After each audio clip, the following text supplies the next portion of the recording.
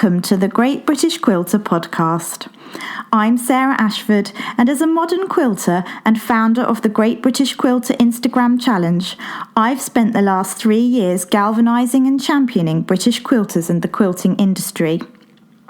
In this series, I speak to British quilt designers, fabric companies, publishers and shop owners to discover their behind-the-scenes stories and to discuss what it means to be a part of the quilting community today.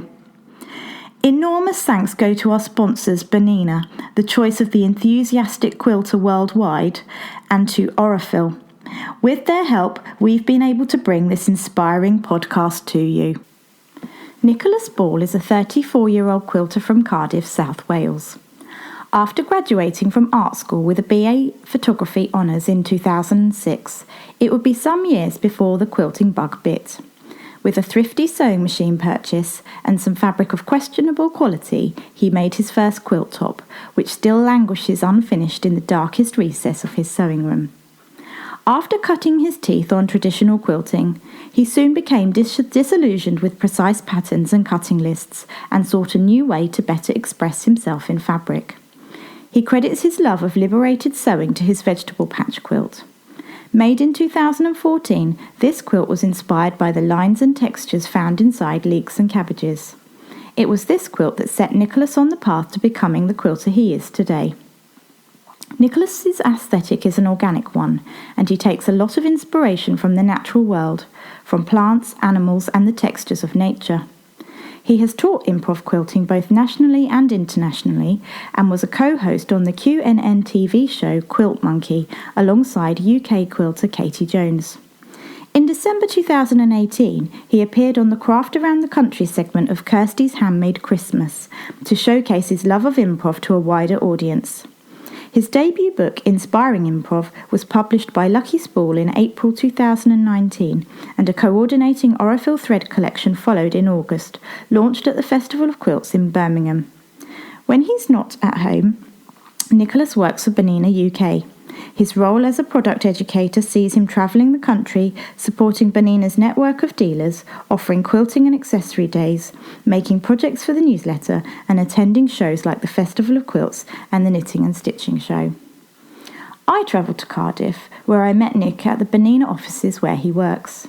We'd previously caught up briefly at the Festival of Quilts in August this year, so it was really nice to have a longer time to sit down and chat where it was quiet without all the distractions of the show. I so enjoyed listening to all Nick had to say about his quilting journey. I especially loved learning more about the process of writing a book, and I hope you enjoy it too. Hi Nick, thank you so much for coming on the show. It's lovely to have you. Oh, thank you for having me. I'm really excited. Right, well, let's start at the beginning. How did you first get into quilting? So I've always been crafty. My grandmother taught me hand sewing, knitting, cross-stitch, those sort of things. She wasn't a quilter herself, but she kind of instilled that love of making something with your hands in me, which I've kind of carried on with. Quilting kind of came about as an accident, really. I'd seen a lot of quilts on American TV shows and movies that I used to watch as a child and still do. And you could always see a quilt on a bed or on a barn or something on a wall. They're quite ubiquitous in American culture. So I was really interested in making a quilt, but didn't really have any idea where to start. So I just got myself a very cheap sewing machine, some really poor quality fabric squares that I bought from eBay. And when was this, Nick? This was in 2012. Okay. So I'd been to university. I actually did photography as my degree. And our photography department shared a campus with the textiles department. Right. So I was always kind of interested in looking over and seeing what they were doing. Exactly, and they were very experimental, as most art students are. So there was lots of printing and different fibres and things. So I think subconsciously in the back of my mind, I've always been interested in textile art. And then going back to the quilting, I bought that very cheap sewing machine and just sewed these squares together with very little idea about what I was doing. I didn't know what a fat quarter was, like most of us at that point. All these words and phrases that we, are so commonplace now, was a completely different language to me back then. But from sewing those initial squares together, I really got bitten by the quilting bug, and it was just something that I really wanted to carry on and explore a lot more. So I think I had my nan to thank me for that initial love of making, and possibly the textile department of my art school for instilling something in me to create with fabric. And tell us about your journey to becoming a professional quilter.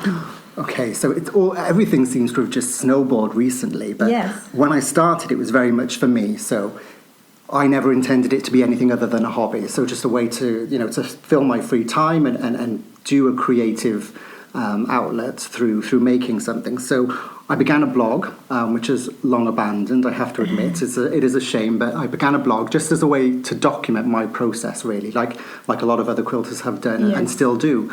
So I would just take photographs of my makes, explain the fabric choices, my quilting designs, and why I chose those designs.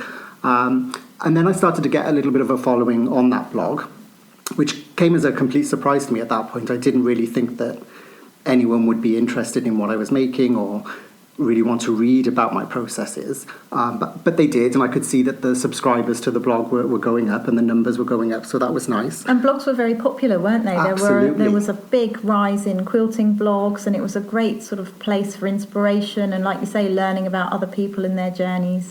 And blogs were so important to me in my early quilting days. I mean, when you take on anything new, you want to do it in what one would term as the correct way. So you're looking to other people who have done it before you, following online tutorials and blogs for that inspiration and that guidance. So you're right, they were very, very important to me as an early quilter. So it just seemed like a natural progression to kind of want to do my own.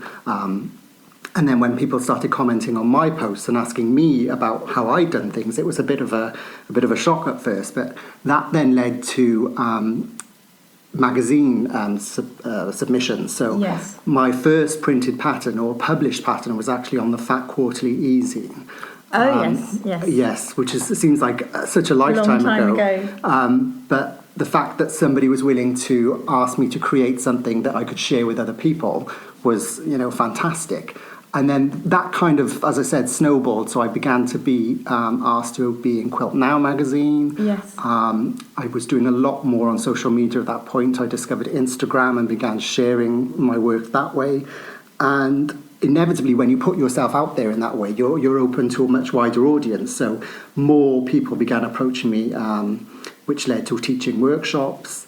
And then it kind of just went on from there, really. And more opportunities, more places to show people my work, and that's kind of when I developed a style that I would call my own and really realised that the type of quilter that I wanted to be at that point. Yes, you've got a very strong aesthetic, haven't you? Yes. And you're very clear in what you're in your style, and people can recognise your work. Absolutely, and I think that comes. I often get asked, how do you define your style and how do you find a style as a quilter? And it comes with practice and it comes with time. You can't just you can't decide, this is who I am. You can have that strong idea, but I would wholeheartedly encourage you to explore every avenue when you start off with a hobby or quilting, whatever it may be, which is what I was doing at that time. So all of these magazine pieces that I made and the things that I made for my blog allowed me to try different techniques, different fabric choices, different quilting treatments to kind of find what I liked and what I don't like, and kind of leads you to where you should be, I think. Yes, and here we are. Here we are, yes. So I first saw one of your quilts quite some years ago now at the Fat Quarterly retreat. Yes. So I think we're going back 2014 around that time. Yes, yeah. And I remember your quilt. It really stood out to me. It was inspired by vegetables. It was, yes. So how did that come about? So that came about... I was at work one day and I was on a lunch break and just passing the time by flicking through a weekend supplement from the newspaper of that day.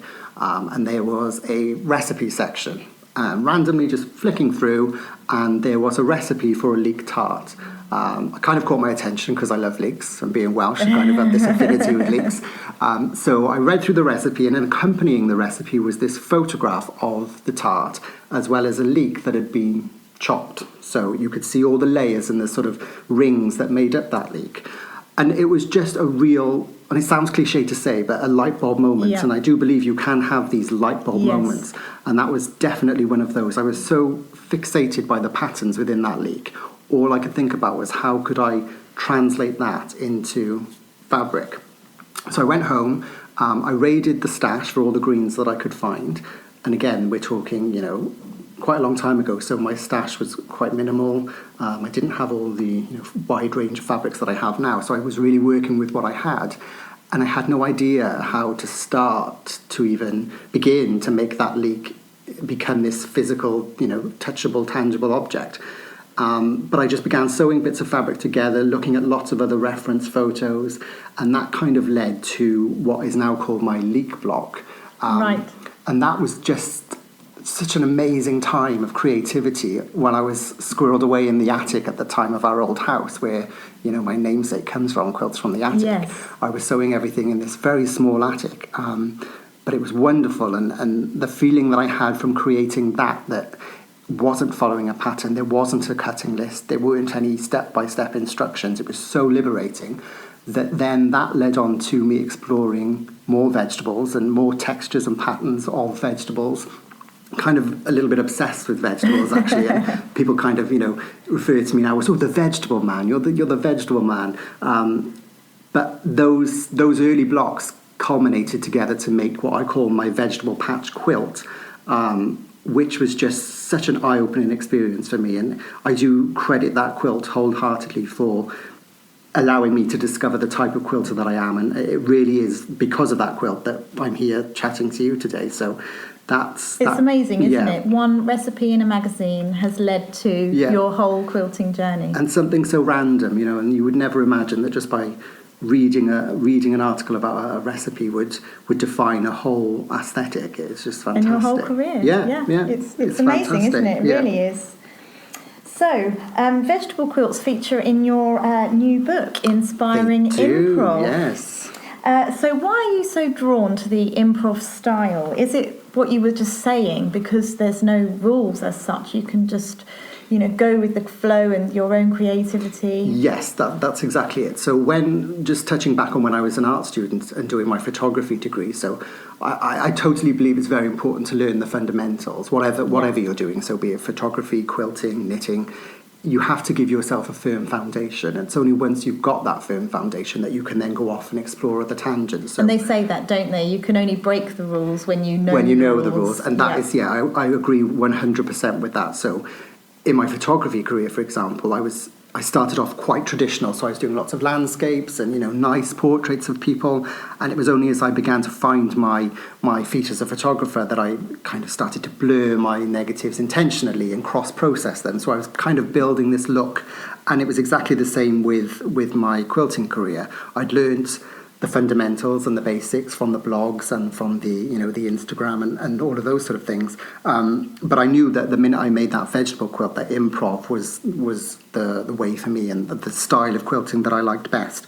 I find it really liberating, and it's such an organic process for me. So you're not starting off with a very specific set of instructions or cutting lists. There's very little guidance, actually. You are actually out on your own on a limb, really. But I feel that by doing that and by giving yourself the freedom to play and express yourself with fabric, great things can come. So I think it's that draws me back to improv over and over again. And it's just been brilliant to see other people take that and run with it. They've bought the book and they may have come from a very traditional background. They may be scared of improv. There is a sense of fear, I would say, around improv. Yes, because if your experience as a quilter has been measuring accuracy, precision, absolutely, to suddenly throw all of that out of the window and have this organic process where you don't know what the outcome's going to be. No. You're just, like you say, you're making it up as you go along. Exactly. And it's a very different way of working. It is, and it is scary. There are people that need hand-holding a lot more and they need guidance. And then for me to turn up at a workshop and say, throw all that out the window, you don't need your ruler, you don't need your rotary cutter, it can be a bit of a shock to people. But again, when I had my own light bulb moment, it's brilliant to see that when they have theirs and realise that improv, it doesn't have to be scary. And by the same vein, it doesn't have to be sloppy and messy. There can be a process. Yeah. There can be a thought process there. There can be planning. It doesn't have to be haphazard and just scraps thrown. It can be, and that can be great. But I like to show people both sides. Yes. So I think that's what's drawing me back to improv, and I just love sharing that with other people. So you've written this fantastic book, Inspiring Improv. Can you tell us a little bit more about the book? Yes, so I was finding that as I was teaching workshops, people were asking me for patterns, things that they could take away, so specific lists of what materials they might need and what size they were to cut those pieces. And of course, with improv, there isn't any of that really. So it became quite clear early on that there was this desire for people to go away and create their own improv quilts, that they just needed a little bit of guidance. So I wanted the book to be technique based primarily. So that's the heart of the book. There are 6 techniques that we explore, 6 of my favourite techniques that I use in almost all of my quilt making. But it was also very important to me to not only arm the reader with the tools to sew in an improvised way, but also how they can then become inspired by the world around them. So the book is called Inspiring Improv, and I love the fact that the word inspiring works as an adjective and a verb. So they can look at this improv work that I've sewn and be inspired, but they can also look around the world around them and see a tree or a leaf or a building, and then that can inspire them to make something in an improvised way. So I wanted to give the reader a complete experience of how I go about making a quilt. So from that initial inspiration through to the techniques, the fabrics that was chosen, the quilting treatment, how I based, how I bind, all the way up to a finished quilt. So you're getting an arsenal, if you like, of techniques. Yep. You're getting my take on fabric choice, inspiration and where I find it, what happens when things go wrong, and I use wrong in the loosest of terms. There's a section on golden rules, which is all about breaking them rather than following them. So, and then at the end of the book, there are 12 full quilt projects to kind of put your newfound skills into practice, really. So it is like having me in your sewing room guiding you through your first improv experience. And it's just been fantastic. I mean, the feedback that I have and how people have approached improv, and they've never tried it before. It's just been wonderful. Yeah, I've seen for myself. The feedback has been amazing. Thank you. Your book came out in the spring of this year, 2019, didn't it? And I've seen so many people experimenting with this technique and using your book and singing its praises. It's been fantastic. So congratulations. Think you so much. It has. It's just been wonderful. I mean, we did a little Instagram book tour. I think it was last month. And I think there was 12, 14 quilters on Instagram who each took a technique from the book and made something. And, they didn't have to turn it into a full quilt. It could have just been a little block or a unit, just to give them a feel for that technique. And there were some people who were only ever sewn in an improvised way their whole quilting career, and some who were very afraid of it and by their own admission would never want to sew in a liberated way. And each person did such fantastic work, and it really, solidified my love of showing people improvised sewing can be fun, and you don't have to be afraid of it. And the whole book writing process really was fantastic. Yeah, so that was my next question, actually. So can you tell us more about the process of writing a book? I mean, we see it on the bookshelf, but obviously there's been sometimes years of planning and development before it gets to that stage. So can you tell us a little bit about that process? Yeah. So for me, I would sum up the book writing process as a very altogether solitary, emotional process. So you sign or even before you sign your contract, there's a lot of toing and froing. So you have to find the right publisher for you, and you have to have that idea. And if your idea is maybe somewhat niche or unique, then that can either be a good thing or it might go against you. It might take longer to find the publisher that is willing to take a risk, because it is a risk at the end of the day. They have to, put a financial investment into producing this book. And they have to believe that it's going to sell. Exactly. They want it to do well. They want it to do well, and you want it to do well. But they're looking at it from a distance, whereas for you, you're probably carrying around this idea for a long time. And I know that I had. Initially, the book was to be all about vegetables. So it was going to be based on the vegetable quilt. creating improv quilts with inspiration at the heart, being vegetables. And I quickly realised that however much I liked that idea, it was too niche. Yes. There was never going to be a viable market enough to make it worth printing. So we went back and forth, myself and my publisher, Lucky Spool, and we came to an agreement that we would make it a much more wider range of inspiration. So that's how the book kind of grew. And then once you sign that contract, it is very much like, okay, I have to do this now. There's no getting out of it at that point. I'm contractually obliged. And as I say, it is lonely. You can't, inevitably, there is some sort of confidentiality clause at that point. So Absolutely, you have to kind of work on your own and find your feet and work your way through it. So a lot of the time I was writing late into the night. There was a very short turnaround on the quilts. I knew that I wanted there to be 12. And I think I had about 6 months to make 12 quilts, which when you say it out loud, you think, oh, that's plenty of time. But it's only when you're in the throes of it and you're approaching that deadline that it does get a bit tight. And this is all while juggling other things like work. Yes, and, yes. Juggling your social media as well, and your life as well. Yeah.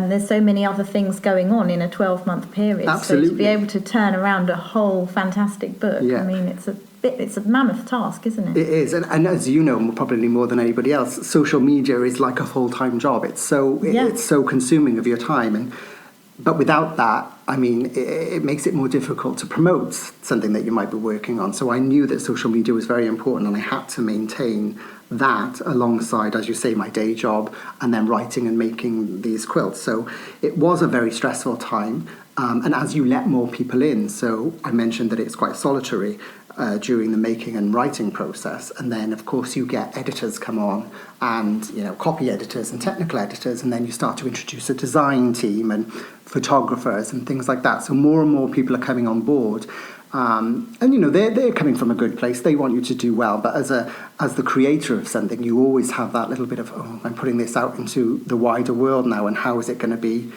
received? So it felt like an eternity, the whole process before signing the contract all the way to the book being released, as you said earlier on this year in April. It felt like such a long time. But yes, it was published in April, and again, you're then putting it out there, so it's equally open to congratulations as it is to criticism. So it's quite a scary thing, but people have just been fantastic, and I would definitely do it again, I feel. So we could be seeing more from you in the future. Possibly, cogs are turning. So how long would you say that process is then, from sort of signing the contract to the book being on the bookshelf? For me, it was about a year and a half. A year and a half? Yeah. And that was, you already had the idea at that point? Yes. So probably a good 6 months, if not more, prior to that then as well? Yes, so, when you're canvassing publishers, you generally at that stage have an idea about what the book is going to be, and there is inevitably some sort of revision process, but you should have a solid idea at that point. So, and that was something that I was carrying around with me for a long time. Just after I'd made the first vegetable quilt, which was 2014, I think we said. So we're talking, a good 3.5 years. Yeah. And it's finding that right time, isn't it? And the right publisher. It is, yeah. I mean, there are lots of books out there, so I think it's inevitable that you will have a competing title, but you just have to do everything that you can do to make yours stand out, and the right publisher can help you with that. So if anyone listening was ever thinking about writing a book, I would definitely say take the time to research what's out there and find the publisher that fits for you and your style and your style of writing and your style of quilting, and it will work well for you in the long run. Fantastic. So you also have an Aurifil thread collection. I do. To go alongside the book. Yes. So tell us about that. So the thread collection, surprise, surprise, is called Inspiring Improv. Right. So it's a large Aurifil thread collection, so 12 spools of 50 weight. Yes. The reason I chose 50 weight is because it's just my go-to weight. Yeah. So I use it exclusively for all my piecing and my quilting. Aurifil, as you know, has a really wide range of weights, and can do so many things on fabric and thread. But for me, 50 weight has always been my favourite. So I wanted to create a collection that showcases that. And in terms of the colours, there are a lot of shades of Aurifil thread. And that's such a fun bit, isn't it? Yeah. Putting the colours together to create your own box. And if you were anything like me, I would have some ideas and then I'd take one out and then take two out and then put one in. Yes. So it does take a long time, but it is a really exciting thing to do. So behind the thread box is the idea that each of the spools matches one of the 12 quilt projects from the book. Right. So in turn, the 12 quilt projects are inspired by a wide range of sources. So we have huge redwood sequoias from Yosemite Park has inspired a quilt. The art of repairing Japanese pottery with gold, architecture, house plants, so a huge wide range of inspiration. So each of the 12 spools in the collection is inspired by one of those quilts and the stories behind it. And in there you've got some really nice vivid colours. There are a lot of greens, vivid green, and there's a hot pink and a deep teal. But there's also some go-to piecing colours as well. So a lot of the colours that I use for piecing just happen to coincide with one or two of the quilts. So it is really a whole wide-ranging, useful box, I would say. I think that's really important, isn't it? It's all very well having a rainbow of colours, but most of the time we do tend to gravitate towards the same useful ones that blend, lots of blenders and things. Yeah. And no, it's a beautiful collection. Thank so that's you. available now, isn't it? That's available now. So we had a fun little launch at Festival, as you know. It was great to see everybody on the Aurifil stand and really champion British Aurifil designers. So we were all British. We were all there, we? yeah. So we that had was really, really great. Myself and you and Karen and Joe and Shayna. So it was brilliant to get everybody there and just show people what we can do. And I mean, the reception for the collection, as in the book's case, has been wonderful, and people have been really inspired by it. And it was just a fun thing to revisit as well, because a lot of the colours that I chose, with the exception of maybe 2 or 3, weren't the colours that the respective quilts were quilted with. So it was almost like I was having a second chance, because when you're making a quilt for a book, you have to remember that it's going to be photographed and how will it age, so there's a lot of thought that goes into colours and fabrics and things. So it was real fun to choose different colours that if I were to make the quilt a second time, I would say, I would definitely go for this pink or this green or whatever. So I'm really pleased with the collection and how it complements the book, really. Yes, it's really nice for them to be in partnership with each other, really, isn't it? Yeah, it's a lovely set. So you've been doing a lot of teaching recently, inspired by the quilts and the techniques in your book. So where have you been? Where have you been teaching? I feel like I've seen more of the UK in the last sort of year than I have in the rest of my life. You have been everywhere. I have been everywhere. I know all the train networks and railways. I know exactly where to get off and on. I've been to Basingstoke. I teach a lot down there at Purple Stitches. Yes. I did a little quilting retreat in Cambridge last month.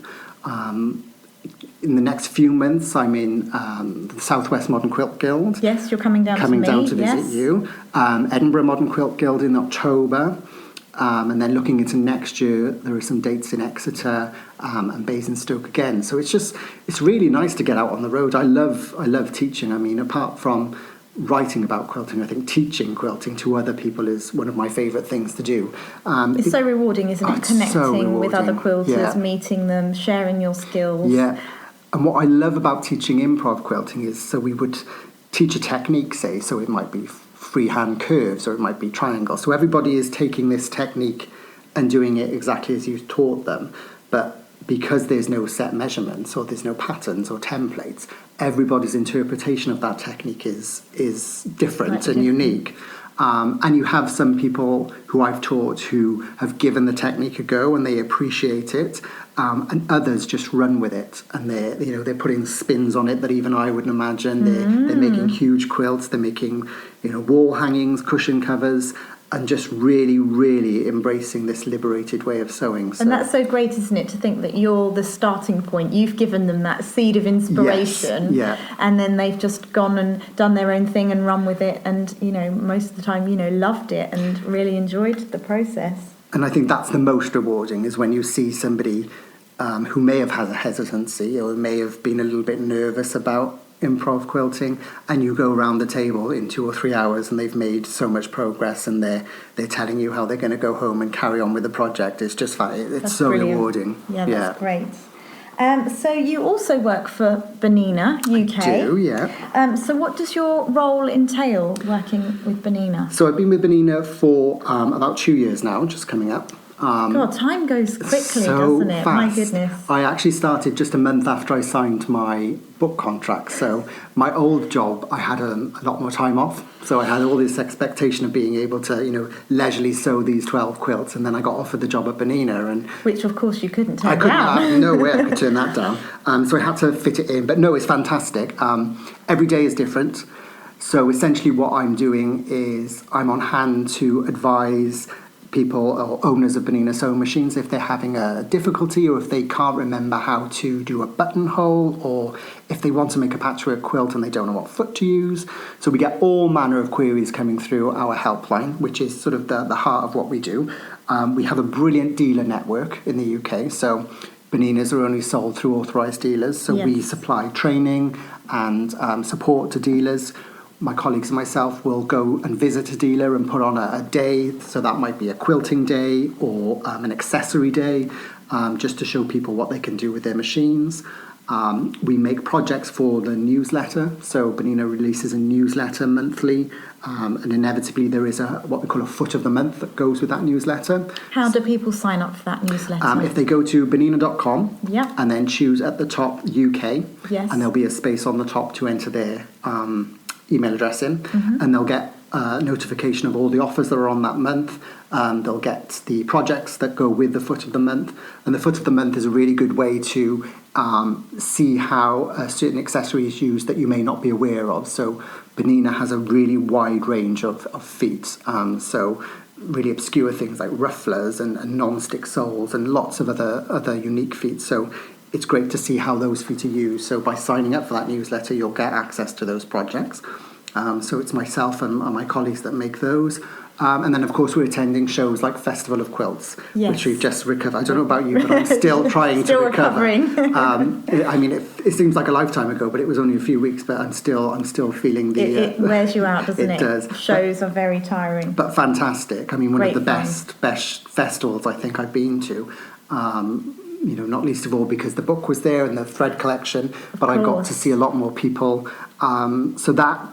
I mean, I can't really call that work. Yes, it is my day job, but it's so fun just to hang out on the Bernina stand. People will come up with their queries. People will come up and they're excited about wanting to buy a new machine. So you kind of really take the time to find the machine that fits with them. Of course, we have the long arm, the Q24 machine that people get excited about, particularly at festival. So showing them how that works. So my job is just, I mean, like I just said, I don't call it work really. It doesn't feel like a day job. I don't wake up and dread going to work, which I have had that feeling in the past. And it's just really There's nice. There's nothing worse than that, and it's just so it's a great way to live, isn't it? It to is. Love your job, and tie do it something in, you're passionate about. Exactly, to tie it in with a passion and your hobby, so the line between the two almost blend into one. Because if I'm not quilting for myself at home, I'm inevitably quilting at work at the office for some reason or other, or talking about quilting or demoing quilting. So it has been a really nice fit that I found this job, and I really love it. Yeah. And you're going to be at another show coming up soon? Yes, we've got the Knitting and Stitching in Alexandra Palace in London coming up in the second week of October, I believe it is. So just as one show ends and we pack all that up. Just recovered from one. And getting ready for another. Throw you into the deep end of another. So lots of behind the scenes planning going on for that. And I'll be there with the long arm machine again with lovely lady Tracy Pereira, and we'll be demoing the long arm quilter machine. So if you're around, come and say hi. It'd be brilliant to see you. Brilliant. So I was going to ask you about the best parts of your job, but I think you've told us that already. So what's next for you, Nick? You've been so busy this year. How are you going to top it next year? I think more teaching, definitely. Yes. So what are we? We're September now, but I think my calendar is kind of booking up fast for teaching gigs next year. I'm excited. So get in quick if you want to book Nick, because he's getting booked up. So I mentioned Exeter. That I'm really looking forward to that. We actually had to put on another day, so people. Fantastic. I'm looking forward to going down there. So if you're listening and you're coming to Exeter in January, I'm very excited about that. I'm travelling around a few more places. I'm doing the Winter Thread House Retreat as well. That's in Bristol? That's in Bristol, yeah. Hosted by Karen and Joe. So I'm very excited about that. And then I've got a couple of projects on the back burner, which I can't really talk too much about, but the cogs are always turning. Yes. There is that, that idea for a second book, which is very far from being a reality at the moment. But, you should never rest. You should always be thinking about things. The next thing. So, yeah, just up and down the country. Hopefully I'll be able to get a holiday in there somewhere. I think you deserve a rest, Nick. You've had a very busy time. And then again, festival before we know it, we'll be there. It comes around so quickly, doesn't it? And maybe I'll start working on a quilt to enter that as well. So, yeah, lots going on next year. Lots going on. And lots to look forward to as well. Yes, absolutely. Okay, so finally, we like to offer a top tip or two to our listeners. And I know that you are a font of knowledge. So what would you like to share So today? my first tip is a practical one. Yeah. And when I started doing this, people actually thought, that's ridiculous, why are you doing that? But I've seen the benefits. So I want you to give it a go and not be, too taken aback. But it's about binding. Right. So whether you sew your binding on at the machine or whether you pin it all the way around first, as I do, and then sew it on, I want you just to try sewing almost like a stay stitch about 1/8 of an inch in from the edge perimeter of your quilt. Right.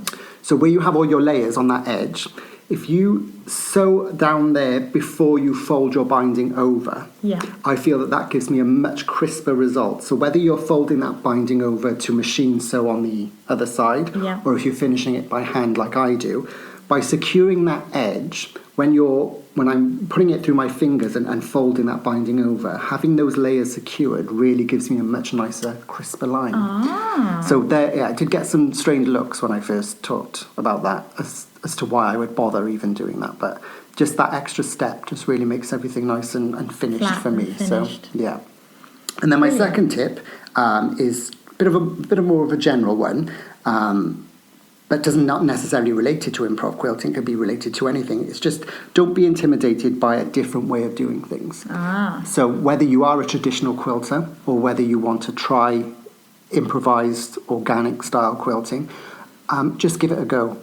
There's no right or wrong time. I wouldn't say get stilted in your fear and prevent that from exploring your creativity. Just take some fabric and just sew it together.